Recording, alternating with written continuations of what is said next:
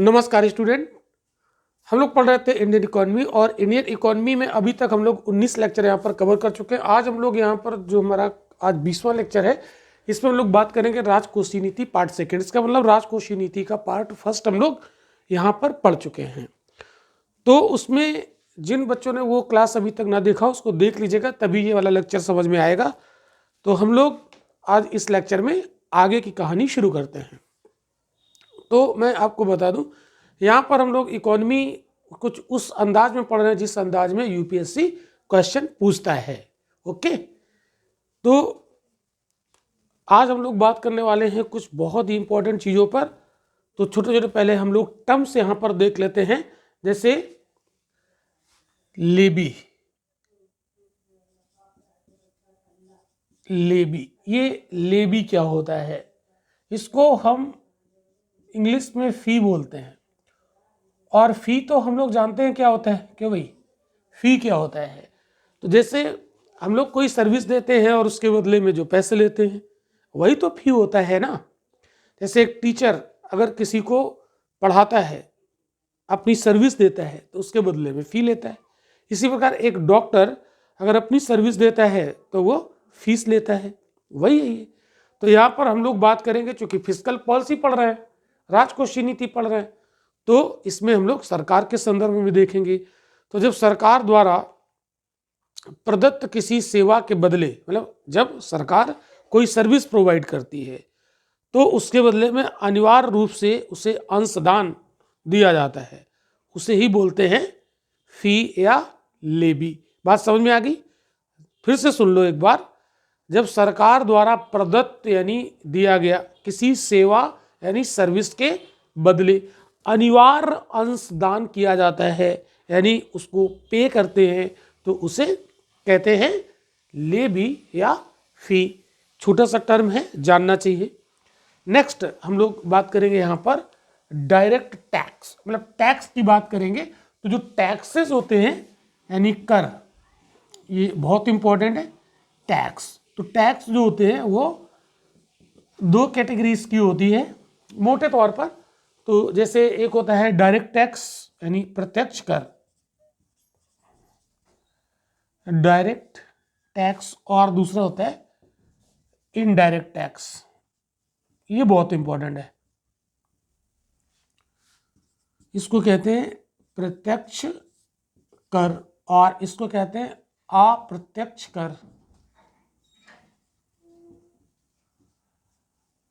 तो दोनों बहुत इंपॉर्टेंट है। तो प्रत्यक्ष कर क्या है, इसको मैं अपनी भाषा में समझाता हूं। जैसे जिसके ऊपर लगाया जाए उसी को पे करना हो, वो किसी और के ऊपर उसको ट्रांसफर ना कर सके। ओके, तो उसे बोलेंगे डायरेक्ट टैक्स। अब इसको और समझिए बड़ी आसान सी भाषा में, मतलब जिसको मारा जाए वही रोए। मतलब समझ रहे हैं? जिसको मारा जाए वही रोए, तो मतलब डायरेक्ट हो गया। ऐसा नहीं कि हम मारा किसी और को और रोने लगे पड़ोसी, ऐसा तो नहीं है, तो डायरेक्ट हो गया। तो जिसके ऊपर लगाया जाता है उसी को ही अदा करना पड़े, कोई दूसरा अदा ना करे, तो उसे बोलते हैं डायरेक्ट टैक्स। तो आप कहेंगे सर ऐसा तो होता ही नहीं, बहुत बार ऐसा नहीं होता है। तो यहां पर हमने क्या बताया, जिसके ऊपर लगाया गया उसी के ऊपर उसका बोझ पड़े, यानी वो अपना बोझा किसी और के ऊपर ट्रांसफर ना करे। तो उसमें क्या हुआ,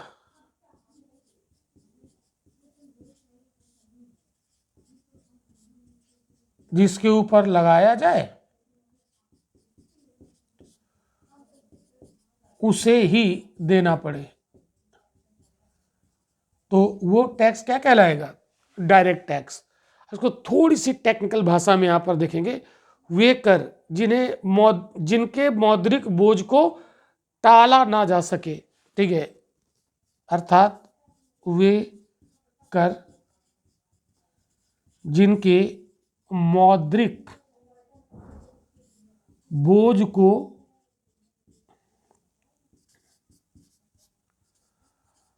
टाला ना जा सके, टाला ना जा सके। तो उसे ही बोलते हैं डायरेक्ट टैक्स।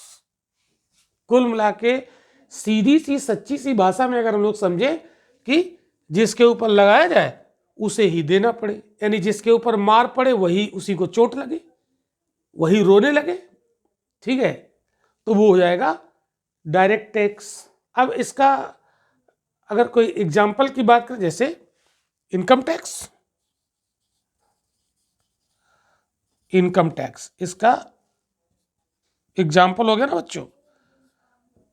इसका एग्जाम्पल क्या हुआ डायरेक्ट टैक्स का, इनकम टैक्स। अब जैसे मान लो कि किसी की इनकम 80,000 रुपये है पर मंथ, तो क्या कि जिसकी इनकम, मान लो एक टैक्स का स्लॉट बनाया जाए कि जिसकी इनकम 50,000 रुपये पर मंथ है उसको 4% इनकम टैक्स देना पड़ेगा।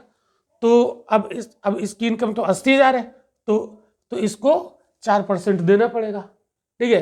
तो 80,000 का 4% इसे ही देना पड़ेगा, कोई और नहीं दे देगा, ठीक है, कोई और नहीं दे देगा, इसी को ही देना पड़ेगा।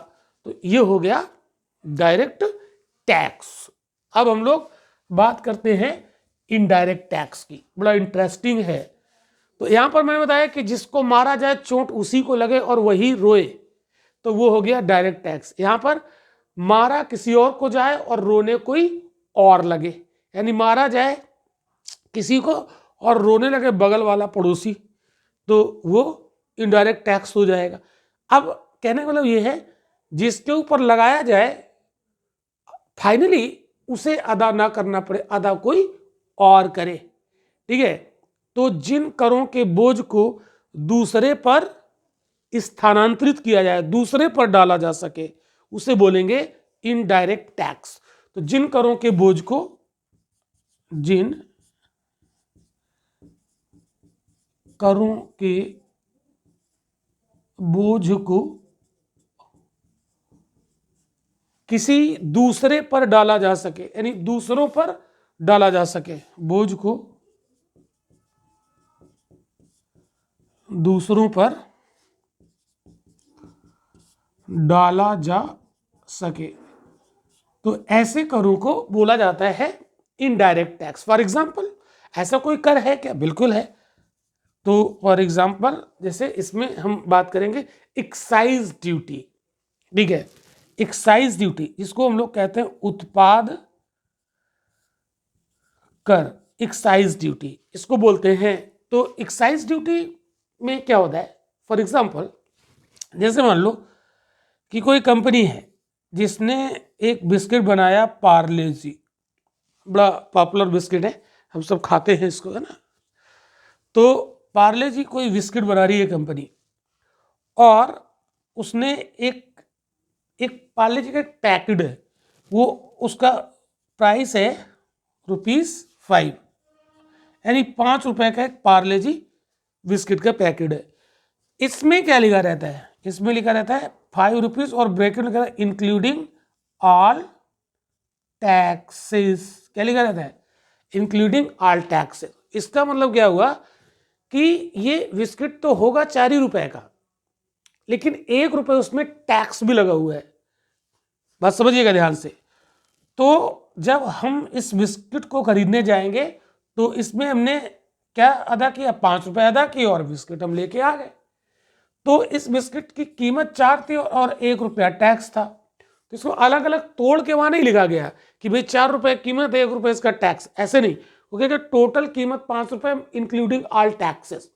तो आम लोगों को लगेगा, ये छोटा छोटा लिखा रहता है, आम लोगों को लगेगा ये 5 रुपए का मिलता ही है, जबकि हकीकत क्या है, हम उसकी 4 रुपए कीमत थी वो दे के आए और ₹1 टैक्स दे के आए। तो अगर पार्ले जी गाना तो ₹1 टैक्स देना पड़ेगा सभी को, चाहे अमीर हो चाहे गरीब हो। अब ये नहीं हो सकता है कि हम गरीब हैं तो भाई हमें 5 रुपए का नहीं, हमें 4 रुपए का दे दो, ऐसा तो होगा नहीं। मेरी इनकम कम है तो हमें ये सस्ते में दे दो, ऐसा हो नहीं सकता।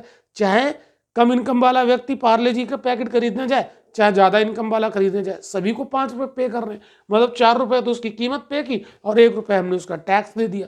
सभी को देना पड़ेगा, जो पार्ले जी खाएगा उसको टैक्स देना पड़ेगा। अब आप देखो, ये टैक्स लगाया गया था पार्ले जी कंपनी पर, और अंततः देना किसको पड़ा? कंज्यूमर को। तो जो गवर्नमेंट है उसने पार्ले जी कंपनी से वसूल लिया एक साथ, और पार्ले जी कंपनी ने उसमें जोड़ दिया बिस्किट के साथ कि जो इसको खरीदेगा वो हमें दे देगा टैक्स। तो एक साथ भर तो दिया कंपनी ने, लेकिन बाद में ये कंज्यूमर से लिया जा रहा है, यानी लगाया गया कंपनी पर, पार्ले जी कंपनी पर, और उसको दूसरों पर डाल दिया गया, किस पर? कंज्यूमर पर। तो ये इनडायरेक्टली कौन मारा जा रहा है ना? मारा गया कंपनी को रो रहा है कंज्यूमर। रोने का मतलब आधा कंज्यूमर को करना पड़ रहा है। ओके, ये बात समझ में आई। अब जैसे हम लोग बात करते हैं सर्विस टैक्स, सर्विस टैक्स ये भी एग्जांपल है इसी का। हालांकि आज जीएसटी बना दिया गया, GST goods and services tax, तो सर्विस टैक्स उसमें डाल दिया गया है ना, जीएसटी में। तो अब एक कर हो गया है, अलग से अब नहीं लिया जाता है, वो जीएसटी में डाल दिया गया। तो जैसे हम लोग देखते हैं ना, जैसे मान लीजिए हम पढ़ाते हैं, तो हमारा जो मान लो पेड बैच है आईएएस का, आईएएस का जो पेड बैच है, एग्जाम्पल दे रहा हूँ, उसकी फीस हमने रखी 12,000 रुपये एक साल की, ठीक है, प्रीलिम की 12,000, और इसमें हमने जोड़ दिया 18% जीएसटी। तो गवर्नमेंट क्या करेगी, हमारे 12,000 रुपये में 18% हमसे ले जाएगी, लेकिन हम क्या करेंगे, जब कोई एडमिशन लेगा हमारे पेड बैच में, हम उससे 12,000 तो ये ले ही लेंगे, साथ में 18% जीएसटी जोड़ के ले लेंगे। तो लगाया गया किसी एजुकेशन फर्म पर, और देना किसको पड़ा? जो एजुकेशन की सर्विस लेगा स्टूडेंट, उसको देना पड़ेगा। तो सर्विस टैक्स ये कैसा है? सर्विस टैक्स उसको देना पड़ता है फाइनली जो सर्विस लेता है, ठीक है। तो जैसे हम लोग टीचर हैं, सर्विस बेच रहे हैं, तो स्टूडेंट परचेज करेगा तो स्टूडेंट ही सर्विस टैक्स भरेगा, यानी लगाया जाएगा मुझ पर और देना पड़ेगा स्टूडेंट को। क्लियर? तो कैसा है? Indirect tax. आई होप कि आपको समझ में आ गई होंगी बातें। तो इनडायरेक्ट टैक्स का एग्जाम्पल एक हमने लिया, ये उत्पाद कर एक्साइज ड्यूटी, और दूसरा एग्जाम्पल लिया सर्विस टैक्स। हालांकि आजकल जो सर्विस टैक्स है वो जीएसटी में डाल दिया गया है, एक देश एक कर वाली व्यवस्था आ गई। इतनी बात समझ में आ गई। अब इसको और आगे पढ़ेंगे, अब इसको और डिटेल में पढ़ने वाले हैं हम लोग, लेकिन उसके पहले एक छोटी सी बात और कर लेते हैं। इतना समझ में आ गया? चलो, बहुत अच्छी बात है। अब एक छोटी सी बात कर लेते हैं हम लोग। एक उपकर होता है और एक सरचार्ज होता है, एक सेस होता है और एक सरचार्ज होता है। इनको भी थोड़ा सा समझ लेते हैं। सेस, इसको हिंदी में कहते हैं उपकर, सेस। अब ये क्या होता है? मतलब जैसे कोई कर लिया गया, उस कर पर भी एक कोई और कर लगा दिया गया, तो उपकर कर के साथ कर, ठीक है, और किसी विशेष प्रयोजन के लिए, ठीक है। तो इसकी विशेषता क्या है? कर पर कर, पहली विशेषता, और दूसरा किसी विशेष प्रयोजन के लिए।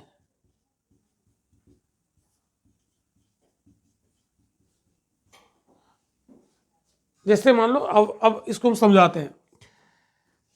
जैसे मान लो कोई टैक्स है भारत में, चलो सर्विस टैक्स छोड़ दो, इनकम टैक्स, इनकम टैक्स। ऐसा मान लीजिए कि इनकम टैक्स एक स्लॉट है इसका 5%, ठीक है, कि जिनकी सालाना इनकम अगर 5 लाख रुपए है तो उन्हें 5% इनकम टैक्स देना है।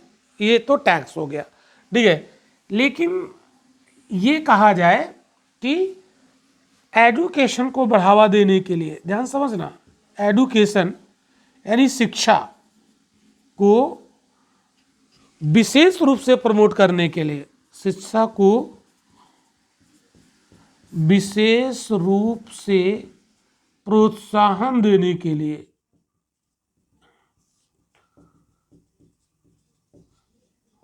मतलब शिक्षा को गवर्नमेंट प्रमोट तो कर रही, लेकिन स्पेशली प्रमोट करने के लिए कुछ एक्स्ट्रा पैसे की जरूरत पड़ेगी। तो प्रोत्साहन देने के लिए क्या करेंगे, इनकम टैक्स पर 1% सेस लगा दिया, मतलब 1% कर लगा दिया। इसको कहते हैं हिंदी में उपकर, मतलब इस पर 1% और टैक्स लगा दिया, 1% टैक्स। तो ये जो टैक्स होगा इसी को बोलेंगे सेस। बात अब समझ में आ गई, इतनी बात समझ में आई। देखो ये तो टैक्स था 5%, ठीक है, इनकम टैक्स, ठीक। तो एजुकेशन को प्रमोट करने के लिए इनकम टैक्स पर 1% का टैक्स और लगा दिया, तो टैक्स पर टैक्स, कर पर कर, तो ये क्या बन जाएगा, सेस। एक विशेष प्रयोजन के लिए, किसी विशेष प्रयोजन, किसी विशेष को प्रमोट करने के लिए, तो यहां पर किसको विशेष रूप से प्रमोट करने के लिए, एजुकेशन को प्रमोट करने के लिए, ठीक है, अलग से एक टैक्स और लगा दिया, टैक्स पर टैक्स, यानी इनकम टैक्स पर 1% का टैक्स और लगा दिया। तो 5% हो ही रहा है और इसमें 1% और लगा दिया, ठीक है, तो ये क्या बन गया, शेष बन गया।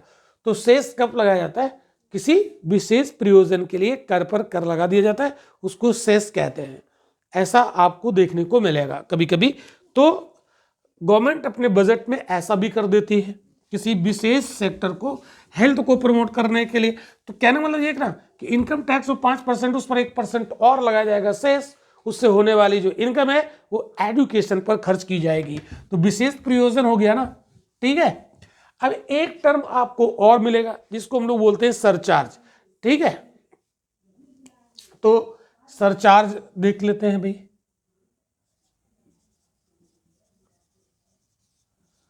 तो सरचार्ज और जो शेष है कोई बहुत बड़ा अंतर नहीं है, इसको अधिभार कहते हैं।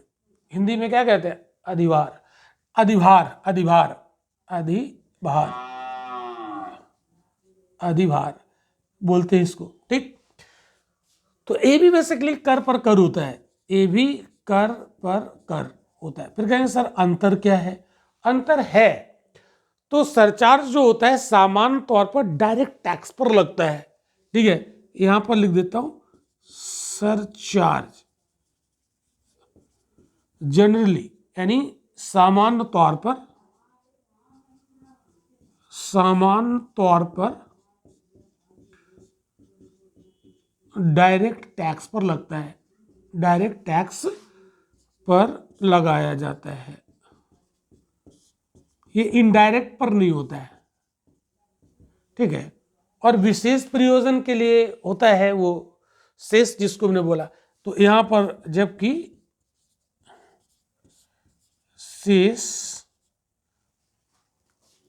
डायरेक्ट और इनडायरेक्ट टैक्सेस, यानी डायरेक्ट और इनडायरेक्ट टैक्स दोनों पर लगाया जा सकता है, दोनों पर लगाया जा सकता है।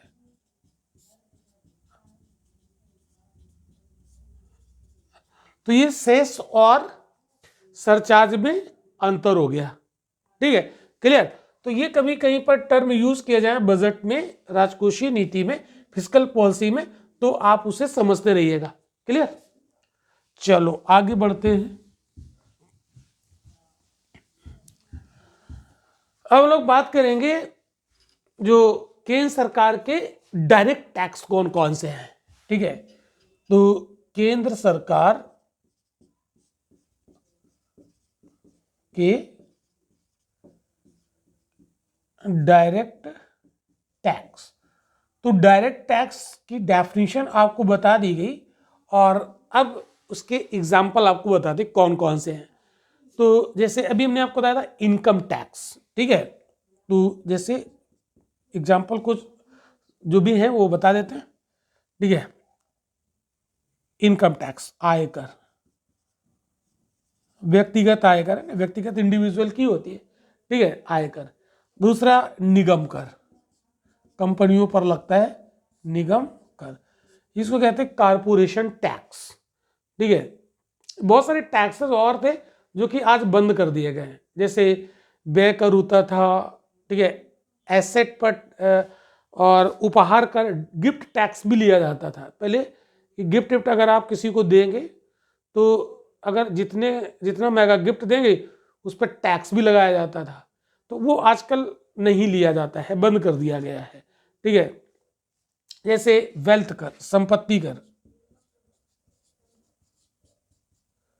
ये कुछ लिस्ट है, इसको आप नोट कर लीजिएगा। जैसे capital gain tax, capital gain tax,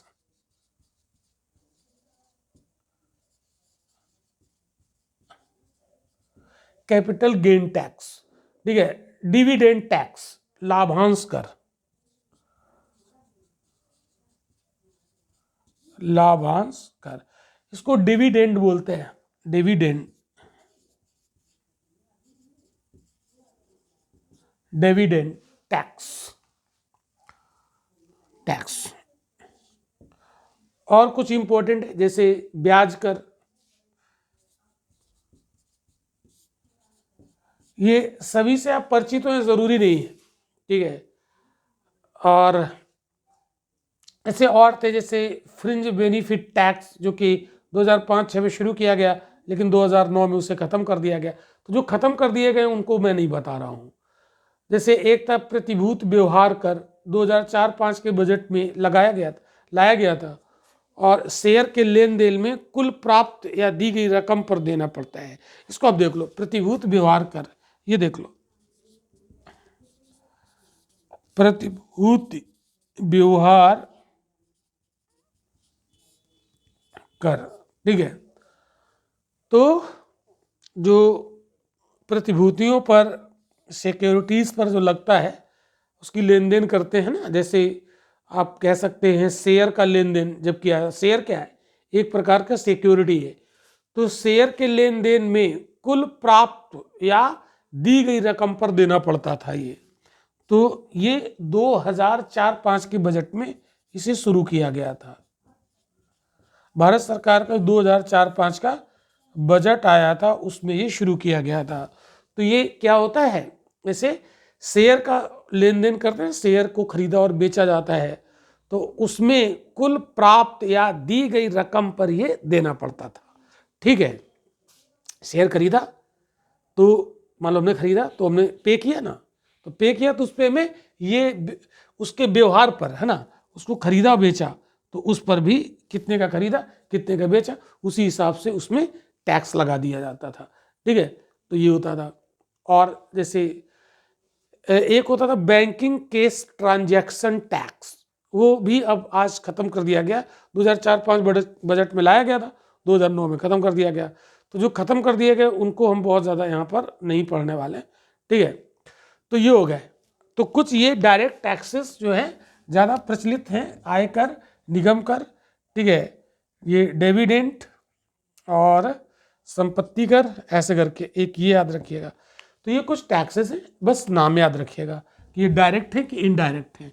तो डायरेक्ट क्या है, जिसके ऊपर लगाया गया उसी को देना पड़ेगा, कोई और नहीं दे जाएगा। हम लोग बात करेंगे केंद्र सरकार के इनडायरेक्ट टैक्सेस की। तो यहाँ पर बात करेंगे इनडायरेक्ट टैक्सेस की। तो परोक्ष कर या अप्रत्यक्ष कर क्या बोलते हैं, परोक्ष, या इसी को अप्रत्यक्ष कर बोलते हैं। ठीक है, तो इसमें जैसे आपको बताया एक्साइज ड्यूटी, संघीय उत्पाद शुल्क, सेंट्रल एक्साइज ड्यूटी क्या बोलते हैं, union excise duty, UED, union excise duty. इसको हिंदी में लिखोगे संघीय उत्पाद शुल्क, संघीय उत्पाद शुल्क, ये हो गया। ये अभी हमने आपको समझाया था, जैसे पार्ले जी का एग्जांपल लिया था। सीमा शुल्क, कस्टम ड्यूटी, सीमा शुल्क, इसको बोलते हैं कस्टम ड्यूटी। ठीक है, ये क्या होता है, जैसे एक कंट्री ए है और ये बी है, तो ए कंट्री का प्रोडक्ट अगर बी कंट्री में जाएगा तो जैसे ही ये जो सीमा है, सीमा को जैसे ही ये क्रॉस करेगा प्रोडक्ट और बी कंट्री की सीमा में पहुंचेगा, बस इसके बॉर्डर क्रॉस करने में टैक्स लगा दिया जाएगा। जितना ज़्यादा सीमा शुल्क होगा, सीमा पर लगा दिया गया ना, तो उतना ही प्रोडक्ट दूसरे कंट्री में जाकर महंगा हो जाएगा। और अगर सीमा शुल्क ना लिया जाए, हमारा प्रोडक्ट सीमा को लांघे और दूसरे देश में जाकर बिके और कोई टैक्स ना लिया जाए, और तो इसको कहेंगे फ्री ट्रेड। ये कैसा हो गया? फ्री ट्रेड हो गया, मुक्त व्यापार हो गया। तो ना हमने लगाया इनके ऊपर, और जब इनका प्रोडक्ट मेरे आया तो हम भी नहीं लगाएंगे। तो सीमा शुल्क अगर ना वसूला जाए तो उसको बोलते हैं फ्री ट्रेड, मुक्त व्यापार, है ना, शुल्क मुक्त व्यापार। क्लियर? फिर देखा सेवा कर, सर्विस टैक्स। हालांकि जो सेवा कर है ये आज जीएसटी में आ गया है, गुड्स एंड सर्विसेज टैक्स। अब ये अलग से इसका अस्तित्व नहीं है, बिक्री कर इसको खत्म कर दिया गया है ना। तो सबसे बड़ी बात हम लोग जीएसटी, तो जीएसटी जो है ये एक इनडायरेक्ट टैक्स है। अब जीएसटी में कौन कौन से टैक्स आएंगे, तो इसके लिए जीएसटी काउंसिल बनाई जाती है, और जीएसटी काउंसिल डिसाइड करेगी कि किस टैक्स को जीएसटी के दायरे में रखना है, किस टैक्स को जीएसटी से हटा देना है। ठीक है, तो जीएसटी काउंसिल इसे डिसाइड करती है, और वो हमने इंडियन पॉलिटी में पढ़ाया है, जीएसटी काउंसिल। आप पढ़ लीजिएगा, जिसने ना लेक्चर देखे हों वो पॉलिटी की जो लेक्चर हैं हमारे रवीन एकेडमी के एप्लीकेशन पर, वहाँ जाके उसे देख सकते हैं। ठीक है, अब देखो, अब जो टैक्सेस है उसका एक क्लासिफिकेशन और किया गया है। एक होता है प्रतिगामी कर। प्रतिगामी कर, इसका इंग्लिश टर्म क्या है, थोड़ा सा मेरे दिमाग से निकल गया, आप लोग देख लीजिएगा। ठीक है, प्रतिगामी कर, इसका मीनिंग क्या है? प्रतिगामी कर, इसका जैसे अभी मैंने आपको बताया पार्ले जी वाला एग्जाम्पल दिया, पार्ले जी। तो पार्ले जी का जो हमने बताया कि 5 रुपए का पार्ले जी आता है। ठीक है, तो इसमें 5 रुपए हर उस व्यक्ति को पे करने पड़ेंगे जो पार्ले जी बिस्किट कंज्यूम करेगा, खाएगा। ठीक है, और ये जो कीमत है इंक्लूडिंग ऑल टैक्सेस। ठीक है, सारे टैक्स इसमें इंक्लूड है। तो इसको हम समझने के लिए इसको हमने लिख दिया 4+1। ठीक है, तो इसमें 4 रुपये कीमत और 1 रुपया क्या है, ये टैक्स है। बट इतना क्लियरली वहाँ नहीं लिखा जाता है। अगर इतना क्लियर लिखा जाए तो कंज्यूमर क्या कहे, भैया हम टैक्स नहीं दे पाएंगे, कीमत दे पाएंगे, हम 4 ही रुपये पे करेंगे, तो ये दिक्कत हो जाएगी। तो कंज्यूमर से कहा जाता, कंज्यूमर दिमाग में ऐसा भर दिया था कि ये 5 रुपये का है, हालांकि 5 का है नहीं वो। ठीक है, तो जो इसको खरीदेगा वो 5 रुपये पे करेगा। तो इसको खरीदने वाला चाहे कम इनकम का हो, कम आय वर्ग, और चाहे वो अधिक आय वर्ग हो, अधिक आय वर्ग हो, सभी को 5 रुपए ही देने पड़ेंगे। मीन्स अगर 4 रुपए इसकी कीमत मान ले तो टैक्स कितना हो गया, 1 रुपया। इसका मतलब सभी को 1 रुपया तो टैक्स देना है, चाहे कम आय वर्ग हो, मतलब चाहे यहाँ पर रिक्शा चालक हो, ठीक है, और चाहे यहाँ अंबानी अडानी हो, अंबानी अडानी जो भी है, गौतम अडानी, है ना, कोई भी अगर 5 रुपये पार्ले जी लेने जाएगा तो 5 का ही मिलेगा। इसका मतलब है रिक्शा चालक भी 1 रुपया टैक्स दे रहा है बिस्किट खाने पर, और अंबानी अगर बिस्किट खाएंगे तो वो भी 1 रुपये पे करेंगे। इस मामले में ये बिल्कुल बराबर है, सभी को 1 रुपया देना पड़ रहा है। तो ये तो अच्छी बात, अगर ध्यान से देखा जाए ये तो न्याय नहीं है, है ना। तो ये कहे कि भाई हमसे तुम कम ले लो टैक्स, क्यों? क्योंकि हमारी इनकम कम है और इनसे आप पूरा लो, तो ठीक था। ठीक है, बल्कि जो कम आय वर्ग है उसको उससे टैक्स लेना ही नहीं चाहिए, है ना, क्योंकि आप भारतीय संविधान में आर्टिकल 14 पढ़ें, विधि के समक्ष समानता और विधि का समान संरक्षण। तो विधि का समान संरक्षण क्या कहता है? जो कम आय वर्ग के लोग हैं उनको उनसे टैक्स छोड़ दीजिए, और जो अधिक आय वर्ग के उनसे लीजिए। ठीक है, खैर, तो यहाँ पर चाहे कम कमाने वाला है वो भी उतना ही टैक्स दे रहा है पार्ले जी खाने पर, और जो अधिक कमाने वाला वो भी उतना ही दे रहा है। तो ये इसी को कहते हैं प्रतिगामी कर। यही है प्रतिगामी कर। प्रोग्रेसिव होता अगर क्या कहा जाता है कि जो कम कमा रहा है वो कम दे दे टैक्स, ज़्यादा कमा रहा है वो ज़्यादा दे दे, बराबर कर दे, ये मामला बराबर हो जाए। लेकिन ऐसा नहीं, इसी को तो प्रतिगामी कहते हैं। तो ये जो प्रतिगामी कर प्रणाली है, इसके तहत क्या होता है, कम आय वाले व्यक्तियों और संस्थाओं को उच्च आय अर्जित करने वालों की तुलना में अधिक आय का भुगतान करना पड़ जाता है। ठीक है, बात समझ रहे हो? अधिक भुगतान करना पड़ेगा मतलब क्या हुआ, इसके ऊपर मार ज्यादा पड़ जाएगी, ये तो झेल जाएगा, अंबानी तो झेल जाएगा, लेकिन ये तो बेचारा मर जाएगा नहीं। तो ये प्रतिगामी कर है। अब कोई भी ऐसा प्रोडक्ट खरीदने जाओ, लक्स साबुन खरीदने जाओ, कोई भी सोप खरीदने जाओ, ऐसा तो नहीं कि अंबानी को कम देना पड़ेगा और रिक्शा चालक को ज़्यादा देना पड़ेगा, या रिक्शा चालक को कम देना पड़ेगा, अंबानी को ज़्यादा देना पड़ेगा, ऐसा तो नहीं। सभी को बराबर टैक्स देना पड़ेगा। ठीक है, तो सभी को बराबर भुगतान करना पड़ेगा। क्लियर? तो ये हो गया प्रतिगामी कर। और समझो, अभी कॉन्सेप्ट समझते जाना, बहुत मजा आने वाला है। ठीक है, और समझो, देखो, एक कर होता है प्रगतिशील कर, तो इसका उल्टा कर दो भाई, प्रोग्रेसिव है ये, प्रगतिशील कर। ये प्रगतिशील कर क्या होगा, प्रगतिशील कर में जिसकी आय कम है वो कम दे, जिसकी आय ज्यादा है वो ज्यादा दे। बस समझ रहे हो? जो कम कमा रहा है वो कम टैक्स दे, जो ज्यादा कमा रहा है वो ज्यादा टैक्स दे। तो इसमें कर दायित्व का अनुपात एक व्यक्ति या संस्था की आय वृद्धि के रूप में बढ़ जाता है।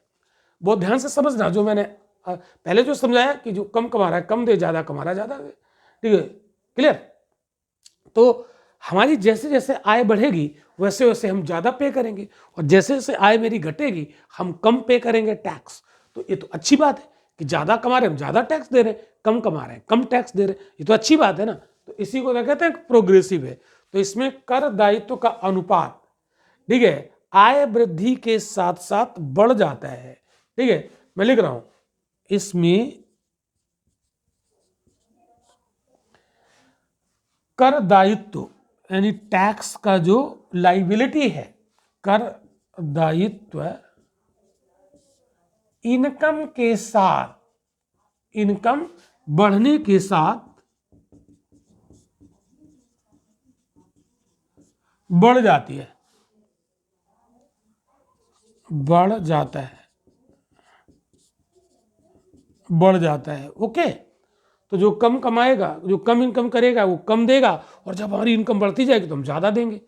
फॉर एग्जाम्पल, जैसे कहा कि एक एग्जाम्पल ले रहे हैं, है ना, समझने के लिए। जैसे कहा कि अगर किसी की इनकम सालाना 5 लाख है, एनुअल 5 लाख है, तो वो 5% टैक्स देगा। ठीक है, और जिसकी 5 के ऊपर है वो 10% देगा। तो इसका मतलब क्या है, जिसकी 5 के ऊपर हो गई, 6 हो गई, तो ये अब देगा कितना, ये देगा 10%। तो इसने ज्यादा कमाया तो ज्यादा दे रहा है, इसने कम कमाया तो कम दे रहा है। ये जिस दिन 6 कमाने लगेगा तो ये भी ज्यादा भरने लगेगा। क्लियर?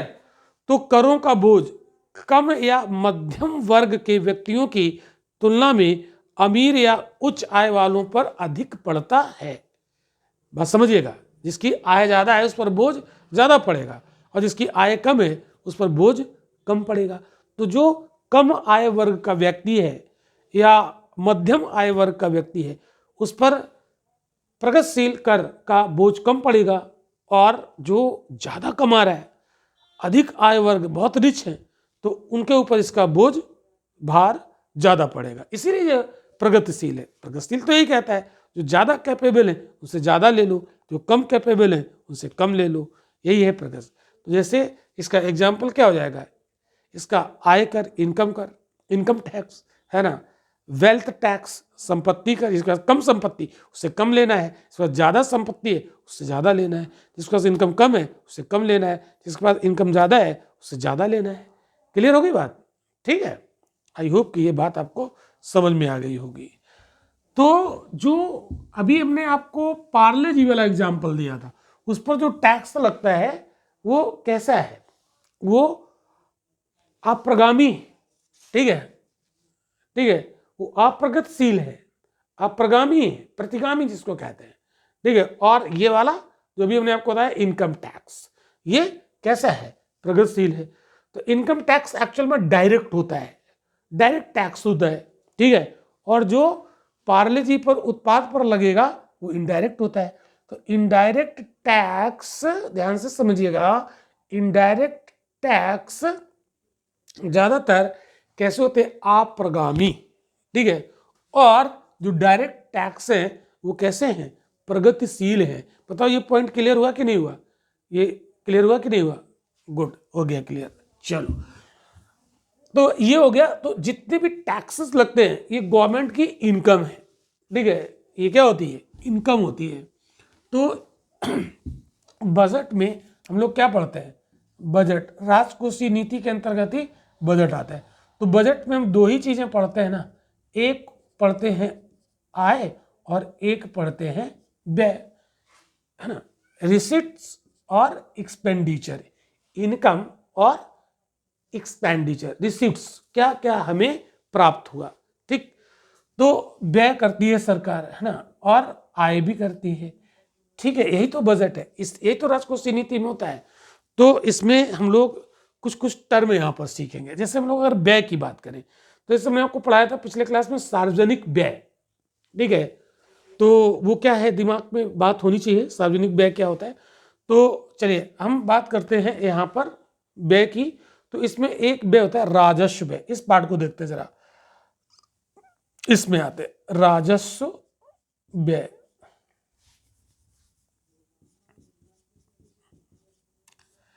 ये बजट में बहुत यूज होगा, राजस्व व्यय, रेवेन्यू एक्सपेंडिचर, रेवेन्यू एक्सपेंडिचर। तो अगर व्यय राजस्व वाला है तो आय भी राजस्व वाला होता है। तो जो व्यय में देखेंगे वही यहां भी हम देख लेंगे। तो जैसे राजस्व आय,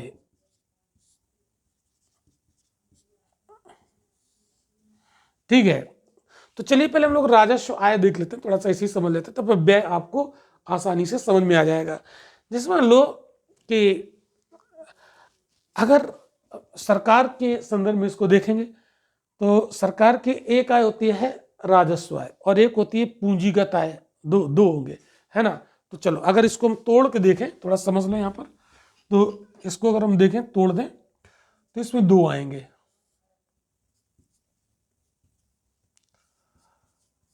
राजस्व आय, रेवेन्यू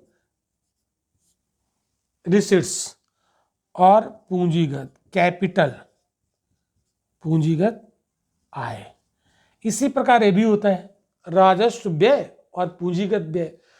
तो देखो राजस्व आय में क्या होता है, आय हो जाए लेकिन लायबिलिटी ना बढ़े, ठीक है, एक बात, यानी आय के साथ देनदारियां ना बढ़े, देनदारियां ना बढ़े, देनदारियां मतलब लाइबिलिटीज, ठीक है। अब इसका एक और समझो, एक लाइन यहां पर और मैं लिखता हूं, ठीक है, आय के साथ पूर्व की संपत्ति में कमी ना हो, पूर्व की संपत्ति में कमी ना हो, ये चीज, ये दो बातें हैं। अगर ऐसी कोई आय हो रही है तो वो समझ लो रेवेन्यू रिसिट्स होती है, रेवेन्यू इनकम होती है। तो चलिए पहले पॉइंट को समझते हैं। जैसे आय बढ़ी, जैसे मान लो गवर्नमेंट लगाया टैक्स, टैक्स लगाने से क्या होगा, टैक्स इंपोज किया तो इससे क्या होगा, आय बढ़ेगी, इनकम बढ़ेगी, ठीक है, गवर्नमेंट की इनकम बढ़ जाएगी। क्या ये बताओ जो इनकम हमने टैक्स लेकर बढ़ा ली गवर्नमेंट ने, क्या वो बाद में उसको वापस करना होता है, नहीं, तो वापस तो नहीं करना होता है। तो देनदारियां नहीं है, लाइबिलिटी नहीं है। जैसे हमने कहीं से ऋण लिया, तो ऋण लिया तो हमने कहीं से लोन ले लिया तो हमारे पास पैसे तो आ गए, लेकिन वो हमें चुकाना भी तो पड़ेगा, हमारी लाइबिलिटी भी तो है, हमारी देनदारियां भी तो हैं, हमें वापस भी तो करना पड़ेगा, ठीक है। तो यहां पर आय बढ़ जाए लेकिन देनदारियां ना बढ़ें, यानी ऐसी इनकम जो हमें रिटर्न नहीं करनी है। तो गवर्नमेंट जो टैक्स से इनकम करती है, क्या वो रिटर्न करनी पड़ती है? नहीं। और देखो, जैसे गवर्नमेंट की कोई कंपनी है और लाभ दे रही है ना, गवर्नमेंट कंपनी, और अगर वो प्रॉफिट दे रही है, लाभ, तो लाभ से क्या होगा? आय बढ़ेगी, लाभ होगा तो क्या होगा? गवर्नमेंट की इनकम बढ़ेगी। क्या ये वापस करनी पड़ेगी बाद में? नहीं, तो वापस नहीं करनी पड़ेगी। इसका मतलब है कि ये, है ना।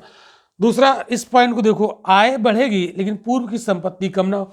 अब जैसे मान लो कि टैक्स गवर्नमेंट ने लगाया तो इनकम बढ़ गई, क्या टैक्स लगाने से पहले वाली संपत्तियां घट जाएंगी? जो पहले से है वो तो बना ही रहेगा ना, और नई इनकम और हो जाएगी। तो आय के साथ पूर्व की संपत्ति में कमी ना हो। जैसे गवर्नमेंट की कोई कंपनी है, वो प्रॉफिट दे रही, तो उसकी इनकम तो बढ़ी, क्या पहले की संपत्ति घट जाएगी? नहीं, तो वो तो बनी रहेगी, और जो लाभ हुआ वो और बढ़ गया। तो ये दोनों पॉइंट आप याद रखिएगा राजस्व आय में। अब देखो, पूंजीगत आय में क्या होता है? पूंजीगत आय समझो, इसकी उल्टी होगी, ठीक है। आय के साथ देनदारियां बढ़ जाए, आय के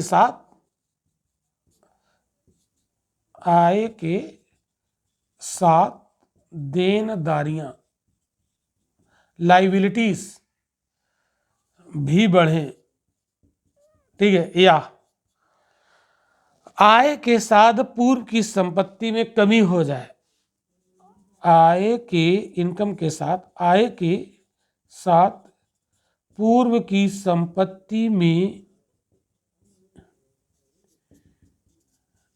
कमी हो जाए तो वो पूंजीगत आय होगी। तो याद रखिएगा कि जो आय हो और वो वापस ना करनी पड़े। जैसे मान लो गवर्नमेंट ने किसी को ऋण बांटा, तो गवर्नमेंट को ब्याज मिलेगा, तो ब्याज जो मिलेगा वो क्या वापस करना पड़ेगा? नहीं, तो उसको कंज्यूम करिए, तो वो कैसा हो जाएगा? राजस्व है। तो लोन जो सरकार बांटती है, ठीक है, और उस पर जो ब्याज मिलता है सरकार को, कैसा होगा? राजस्व। आइए पूंजीगत कैपिटल जो इनकम है उस पर बात कर लेते हैं।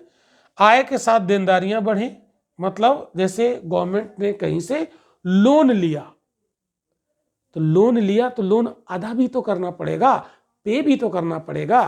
तो लाइबिलिटी है कि नहीं? जितना ज्यादा लोन लेंगे उतनी ज्यादा लाइबिलिटी बढ़ेगी। बस समझ रहे हो? ब्याज भी देना पड़ेगा, इंटरेस्ट भी देना पड़ेगा, तो वो भी तो लाइबिलिटी बढ़ी, ठीक है। तो पूंजीगत आय में क्या है? लोन, लोन के द्वारा इनकम। और देखो, आय के साथ पूर्व की संपत्ति में कमी हो जाए, जैसे मान लो कोई सरकार की कंपनी, कोई फर्म है, अब 100% शेयर सरकार के हैं, लेकिन गवर्नमेंट को लगा कि यार इसके 10% शेयर हम बेच देते, तो इसका 10% क्या कर दिया? डिसइन्वेस्टमेंट। 10% इसका क्या कर दिया? विनिवेश कर दिया, मतलब 10% शेयर किसी को बेच दिए, तो इन 10% शेयर की जो इनकम है वो सरकार को एकदम से मिल जाएगी। तो इनकम तो बढ़ गई, लेकिन इसमें 10% हिस्सा कम हो गया, तो पूर्व की संपत्ति में क्या आ गई? कमी आ गई। तो ये तो डिसइन्वेस्टमेंट से जो गवर्नमेंट को इनकम होती है वो किस टाइप की होती है? पूंजीगत होती है। या कहीं से लोन ले लिया, वो कैसी है? लाइबिलिटी बढ़ गई, देनदारियां बढ़ गई, तो वो कैसा है? पूंजीगत आय। क्लियर? अब हम लोग आते हैं व्यय में। इतनी बात समझ में आ गई? चलो अब हम लोग समझते हैं, राजस्व व्यय की बात करते हैं, फिर पूंजीगत व्यय की भी बात कर लेंगे। तो एक मिनट,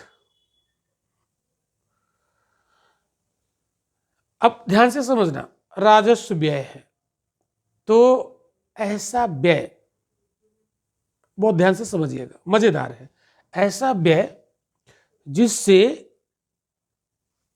सरकार को मतलब सरकार की किसी संपत्ति का निर्माण ना हो, ठीक है।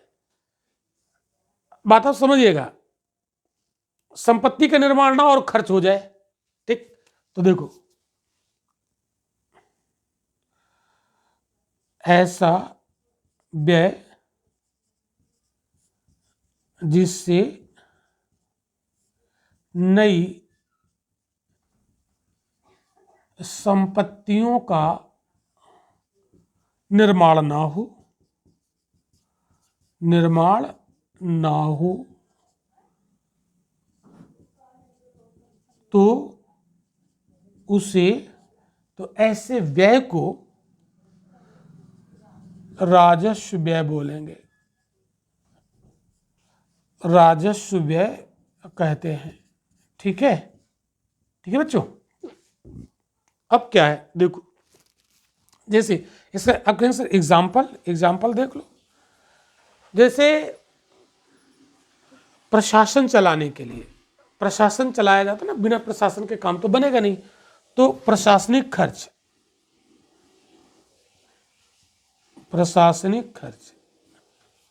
अब जैसे देश का प्रशासन चलाना है और उसमें आईएएस ऑफिसर्स रखे जाते हैं प्रशासन चलाने के लिए, उनका ऑफिस होता है, उसके खर्चे, सैलरी दी जाती है, बड़ा खर्च हो जाता है। लेकिन क्या उस खर्च करने के बदले कोई नई संपत्तियों का निर्माण हुआ? क्या नहीं हुआ, खर्च हो गया, भूल जाओ। ये दागो और भूल जाओ वाली मिसाइल है, फेंक दो, रिटर्न कुछ नहीं मिलना है। हाँ, अगर हम ये प्रशासनिक खर्च करेंगे नहीं तो देश अव्यवस्थित हो जाएगा, है ना, अव्यवस्था फैल जाएगी, तो करना तो पड़ेगा क्योंकि इसके बिना देश चल नहीं पाएगा, लेकिन इससे कोई रिटर्न नहीं मिलता है। तो प्रशासनिक खर्च जो होते हैं वो सरकार के किस प्रकार के व्यय में आते हैं? वो आते हैं राजस्व व्यय में। और एग्जाम्पल देते हैं, जैसे मान लो गवर्नमेंट ने कहीं से लोन ले लिया, किसी आईएमएफ से ले लिया, वर्ल्ड बैंक से ले लिया, ठीक है, कहीं से जहां से भी ले सकती है, लोन ले लिया, किसी दूसरे देश से ले लिया, रेट ऑफ इंटरेस्ट, ब्याज देना पड़ेगा। तो पूर्व के वर्षों में जो कर्ज लिया सरकार ने, उसका ब्याज अदा करना पड़ेगा। जो ब्याज के रूप में पैसा जा रहा है, क्या उससे देश में कोई नई प्रॉपर्टी का निर्माण हो रहा है? नहीं हो रहा है। क्लियर? तो ब्याज अदायगी का जो पैसा होता है वो राजस्व व्यय में, इसका कोई देश में कोई काम ही नहीं आता है, ब्याज अदा हो रहा है। ठीक है, तो ये व्यय बहुत ज्यादा होगा तो अच्छा नहीं माना जाता है। राजस्व व्यय से कोई रिटर्न नहीं मिलता है, रेवेन्यू एक्सपेंडिचर से कोई नई परिसंपत्तियों का निर्माण, नई प्रॉपर्टीज का निर्माण नहीं होता है। और एग्जाम्पल देखो, जैसे राज्य सरकारों को केंद्र सरकार सब्सिडी दे देती, ग्रांट दे देती, चलो ठीक है, तो जैसे केंद्र सरकार राज्य सरकारों को अनुदान दे देती है, ग्रांट, अनुदान देती है। अनुदान का मतलब होता दे दो, भूल जाओ।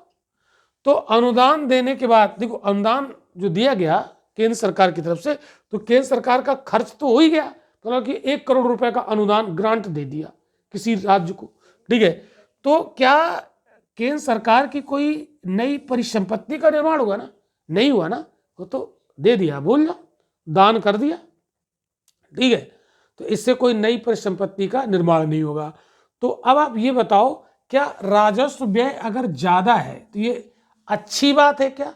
ये अच्छी बात तो नहीं। जैसे सब्सिडी दे देती गवर्नमेंट, सब्सिडी, अब जैसे गैस सिलेंडर पर सब्सिडी दे दी, उर्वरक यानी फर्टिलाइजर पर सब्सिडी दे दी, तो सब्सिडी का जो पैसा होता है गवर्नमेंट के खाते से खर्च होता है, बट क्या उस सब्सिडी बांटने से सरकार की देश में कोई नई परिसंपत्तियों का निर्माण होता है? नहीं होता है। तो सब्सिडी पर जो खर्च हो रहा है वो राजस्व व्यय होगा, रेवेन्यू एक्सपेंडिचर होगा।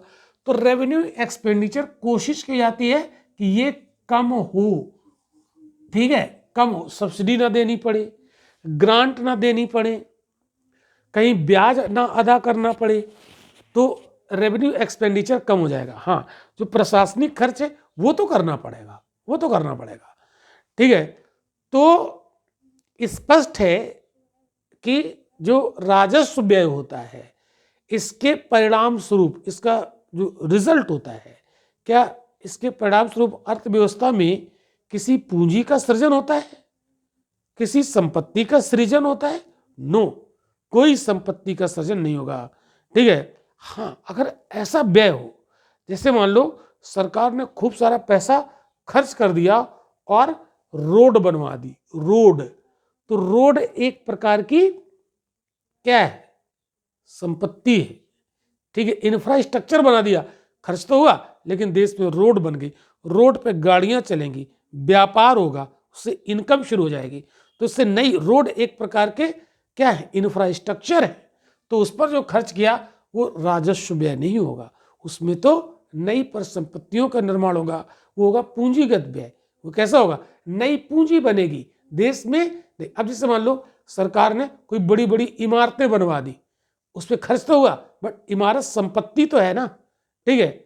तो किसी ऐसी जगह खर्च किया कि नई पूंजी का निर्माण हुआ, जैसे मान लो सरकार ने खूब सारा खर्च किया, उद्योग स्थापित करवा दिए, उसे मशीनें लगवा दी, तो उससे क्या होगा, उससे प्रोडक्शन बढ़ेगा, उससे प्रोडक्शन शुरू हो जाएगा, तो वो एक एसेट तैयार हो जाएगा। तो खर्च किया, एसेट तैयार हो गया। क्लियर, बात आप समझ रहे हो? तो वो हो जाएगा पूंजीगत व्यय। तो पूंजीगत व्यय भी आपको समझ में आ गया और राजस्व व्यय भी समझ में आ गया। तो यदि व्यय पूंजी निर्माण करे तो उसे पूंजीगत व्यय कहेंगे। तो यहीं पर समझ लो, एक हो गया राजस्व व्यय और एक हो गया पूंजीगत व्यय। जैसे एक आय जो हमने बताई, राजस्व आय, पूंजीगत आय, उसी प्रकार व्यय भी दो तरीके का होता है। एक हो गया राजस्व व्यय यानी रेवेन्यू एक्सपेंडिचर, और दूसरा यहां पर लिख दे रहा हूं पूंजीगत व्यय, पूंजीगत व्यय। ठीक है, इसको बोलेंगे कैपिटल एक्सपेंडिचर। तो ऐसा व्यय जो पूंजी निर्माण करे, ठीक है, ऐसा व्यय जो पूंजी निर्माण करे, जो पूंजी निर्माण करे, उसे क्या बोलेंगे, पूंजीगत व्यय। एक सिंपल सी लाइन में, तो जैसे देश में सड़क बना दी, स्कूल बना दिए, हॉस्पिटल बनवा दिए, बहुत बड़ी बड़ी इमारतें बनवा दी, इस पर जो खर्च होगा वो क्या होगा, पूंजी। इमारत क्या है, पूंजी। उद्योग लगा दिया, प्लांट लगा दिए, मशीनरी खरीद ली, ठीक है, वो कैसा व्यय हो गया, मशीनें खरीद ली, खर्च तो हुआ बट मशीनें प्रोडक्शन करेंगे ना, तो मशीन क्या है, एक पूंजी ही तो है। मशीन क्या है, पूंजी। ठीक है। तो ये देश में अगर पूंजीगत व्यय हो रहा है ज्यादा तो वो अच्छी बात है, और अगर राजस्व व्यय ज्यादा हो रहा है तो अच्छी बात नहीं है। तो हमें देखना यह है कि व्यय किस टाइप का ज्यादा हो रहा है। तो कोशिश की जाती है कि राजस्व व्यय कम हो और पूंजीगत व्यय ज्यादा हो। क्लियर? हाँ, ऐसा भी नहीं है कि राजस्व व्यय अगर कम करेंगे, ठीक है, अपना कि देश में गरीब लोग हैं तो उनकी मदद करने के लिए ग्रांट व्रांट तो देनी पड़ेगी ना, तो गरीब मर जाएंगे। तो राजस्व व्यय भी करना पड़ता है, लेकिन कोशिश कीजिए कि कम हो। क्लियर? तो कर्मचारियों के वेतन, जैसे बड़ी बड़ी इमारतें बनवाई, उनकी रख रखाव के लिए भी खर्च होते हैं। जैसे राजा महाराजा किले बनवाते थे, तो किले तो संपत्ति है, लेकिन किलों के रख रखाव के लिए वहां पर प्रशासनिक व्यवस्था मेंटेन करनी पड़ती थी। तो उन इमारतों के रख रखाव पर जो खर्च होता है वो तो इनकम नहीं देगा, तो वो हो जाएगा राजस्व व्यय, रेवेन्यू एक्सपेंडिचर। तो भवनों के रख रखाव, कर्मचारियों के वेतन, ठीक है, ऋण पर ब्याज, ध्यान समझिएगा, ऋण पर ब्याज, केंद्र सरकार द्वारा राज्यों को दिया जाने वाला ग्रांट, अनुदान, ये सब क्या है, ये किसके पार्ट होंगे, रेवेन्यू एक्सपेंडिचर के पार्ट होंगे। क्लियर? तो अब देखो, राजस्व व्यय समझ में आ गया और पूंजीगत व्यय भी समझ में आ गया। अब राजस्व व्यय का एक कैटेगराइजेशन और किया गया है, इसी प्रकार पूंजीगत व्यय का भी एक कैटेगराइजेशन और किया गया है। हालांकि लेकिन उसे अब जो रघुराम राजन कमेटी बनी थी उसके तहत उसे अब मान्यता नहीं दी गई, लेकिन फिर भी राजस्व व्यय थोड़ा समझ लेते हैं। राजस्व व्यय भी दो प्रकार का होता है। यहाँ पर एक होता है योजनागत राजस्व व्यय,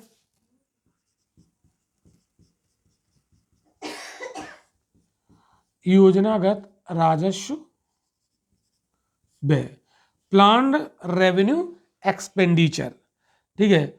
और एक होता है गैर योजनागत, गैर योजनागत राजस्व व्यय, नॉन प्लान्ड रेवेन्यू एक्सपेंडिचर। तो ये बहुत आसान है। देखो योजनागत राजस्व व्यय में क्या होगा, मतलब ऐसा राजस्व व्यय जो किसी योजना के तहत खर्च किया जाए, यानी केंद्रीय योजनाओं को पूरा करने के लिए दी गई बजटरी सहायता, ठीक है। फॉर एग्जाम्पल जैसे मान लो, इसको देखो, जैसे मान लो कोई राज्य या कोई यूनियन टेरिटरी है, उसकी योजनाओं पर खर्च करने के लिए उनकी योजनाएं अधूरी पड़ी और केंद्र सरकार ने उनको सहायता दे दी अपनी तरफ से, तो योजना को पूरा करने के लिए किया गया, बट केंद्र सरकार को उससे क्या मिला, कुछ भी नहीं मिला ना। तो वो क्या होगा, वो क्या होगा, योजना में तो खर्च हुआ लेकिन केंद्र सरकार को तो कोई रिटर्न नहीं मिला ना। तो देखो जैसे एग्जाम्पल, इसका एग्जाम्पल देखो, योजनागत राजस्व व्यय का, प्लान्ड रेवेन्यू एक्सपेंडिचर का एग्जाम्पल देखो, जैसे राज्यों या यूनियन टेरिटरीज यूटीज की योजनाओं को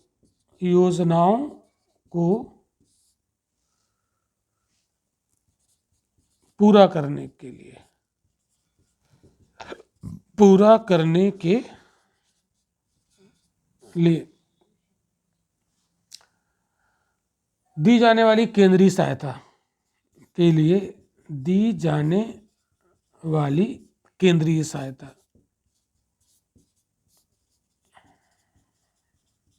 केंद्रीय सहायता ये किस में आएगा, राजस्व व्यय में। राजस्व व्यय क्यों है, देखो अच्छा योजनागत क्यों है, क्योंकि योजना को पूरा करने के लिए दिया गया। लेकिन ये राजस्व व्यय क्यों है केंद्र सरकार का, क्योंकि इससे केंद्र सरकार को क्या मिलेगा, कुछ नहीं मिलेगा ना। तो व्यय तो हो गया बट मिला कुछ नहीं। तो व्यय हो जाए और कोई नई परिसंपत्ति का निर्माण ना हो तो राजस्व व्यय हो गया, लेकिन योजना में तो खर्च हुआ। तो ये तो किसका एग्जाम्पल हो गया, ये वाला, तो समझ में आया, ठीक है। अब हम लोग गैर योजनागत राजस्व व्यय, ये भी मतलब गैर योजना मतलब योजना में ना लगे, ठीक है। क्लियर हो गई बात। अब देखो तो गैर योजनागत राजस्व व्यय की बात हम लोग कर लेते हैं।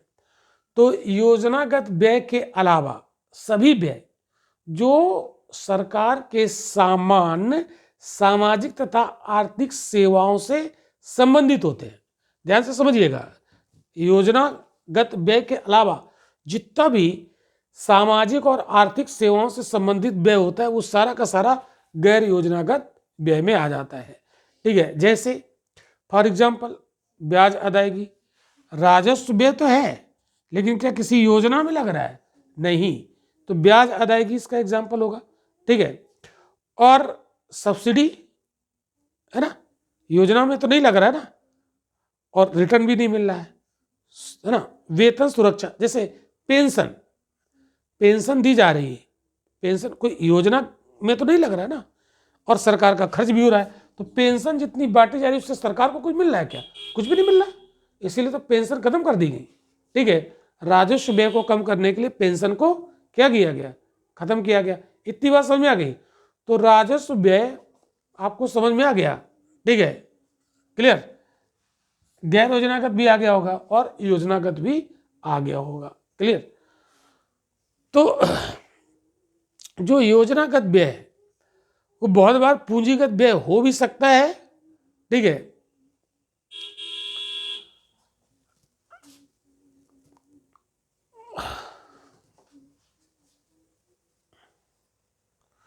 और देखते हैं और इसमें कुछ बचा है तो